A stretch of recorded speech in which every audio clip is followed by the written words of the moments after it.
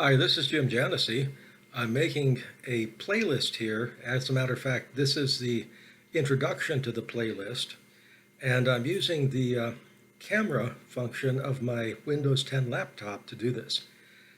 This playlist has a couple of videos in it to demonstrate how you can make recordings for STEM, that is, science, technology, engineering, and math. Videos, instructional videos for your students using two different techniques.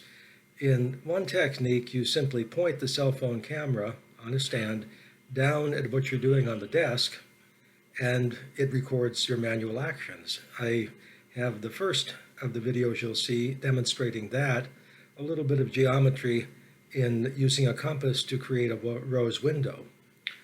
In the next two videos, I demonstrate something about sound waves using the Audacity program, which is free, and generating waves of different frequencies and then combining them so that you can see the complex waveforms formed in doing that.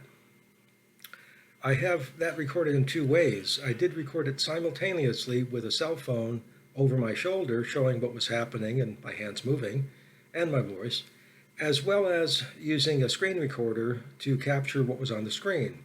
And then I show you both of those so you can judge which might be most useful for you.